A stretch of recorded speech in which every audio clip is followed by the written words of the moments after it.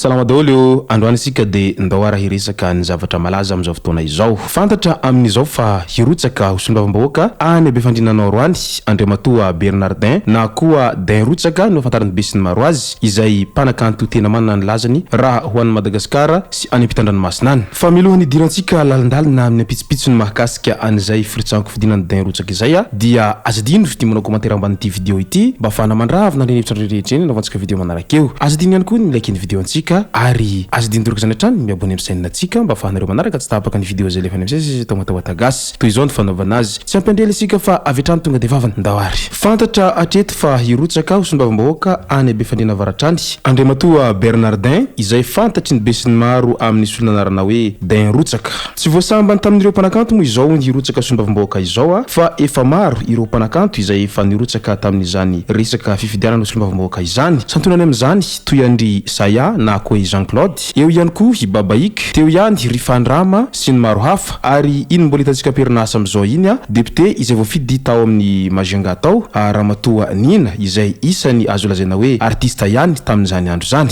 Rile Robert sy ny maro hafa izay tsy voatanisa hito daholy. Ka izao indray any amin'ny faritra Sofia iny malaza dia malaza fa hirotsaka hosolombavambahoaka ihany koa i mpanakanto Vanessa ary any be fandriana avaratrany dia hirotsaka amin'izany Bernardin na koa Dain Rotsaka. Raha nitrakefa eo amin'ny lafin'ny mozika no asiana resaka dia isany azo lazaina fa tena ampitrakefa raha i Dain Rotsaka ary indrindra nitondra avo ary nananatra ny lazan'ny Madagasikara manerantany izy tamin'izany lafin'ny mozika izany ary efa imbedebe izy no nanao anireny hetsika izay teo amin'ny lafin'ny fampisehoana eraky ny Eropa sy ny manodidina tany.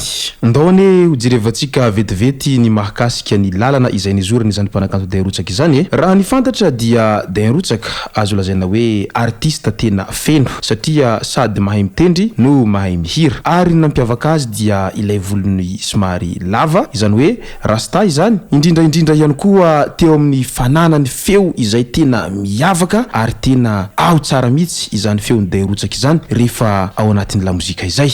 Raha nahatadidy isika dia tany amin'ny taona 1970 tany i Dain Rotsaka no nanomboka ny hira ary namoaka ny rakitsary voalohany izy tamin'izany ilay hira mitondra lohateny hoe Finanana Silgoma izay tena nalaza na dia mbola tsy nazava tanteraka raha ny clip tamin'izany fotoana izany fa efa maro ny mpankafy Dain Rotsaka tamin'izany andro zany. Nanamarika ny karieran'ny Dain Rotsaka teo amin'ny lafin'ny mozika izay ihany koa ny famoahany rakikira izay toindry voalavo, velona sy ny maro hafa. Teo ihany koa ilay hoe ravoravo izay tena nanamarika ny fisiny izany Dain Rotsaka izany teo amin'ny sehatry ny mozika. I Dain Rotsaka ihany koa dia isany artista izay voalohany tamin'ny ireo artista avy any amin'ny sisiny nahavita nameno anireo kianja izay malaza tao Antananarivo tao toy ny Antsonjombe, Bevalala, Coliseum sy ny maro hafa ary izy rery no miakatsehatra amin'izany fa tsy misy artista namany na koa manampy azy ary efa nameno tao Mahamasina ihany koa i Dain Rotsaka fony izy mbola nalaza tamin'izany andro zany. Araka izany ara dia raha tao bango tokana tsy mbola nisy artista avy any amin'ny sisiny nahavita ny vitany Dain Rotsaka raha teo amin'ny lafin'izany mozika izany. Ka rariny sy hitsiny ny lehilahy amin'izao fotoana izao raha toa ka tapa-kevitra fa hirotsaka hosolombavambahoaka any amin'ny faritra izay niaviny mba ho fanampiny sy izay hetriretiny fa mba hampivoatra ny tanàna izay niaviny amin'izay trakefa izay ananany izay raha toa ka mba ampiariny any amin'ny faritra niaviny iny. Ary fantatra ihany koa hatreto fa ny vondrona firaisankina no nanolotra any Dain Rotsaka ho vidina hosolombavambahoaka any amin'ny faritra be fandriana avaratra izay.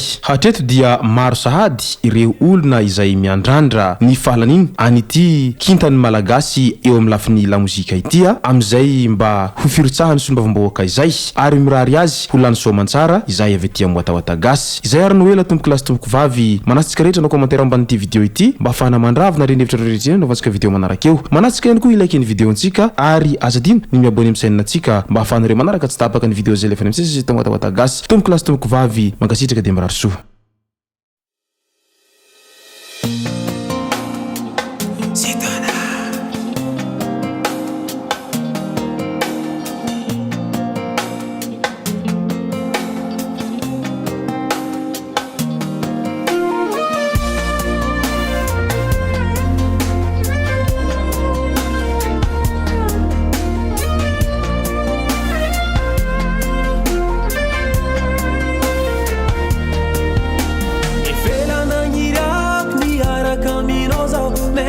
zao mavos agnambarany agnaty fô ragno mbola hely ziskatsika jiobe mitiavako anao tsy miôva vo maika me mitô sasany anao tsiny falovy aminao zao tsiany fa mahery fitiavagna atolotro anao tanignesa atolotro anao ty foko mbaleva atolotro anao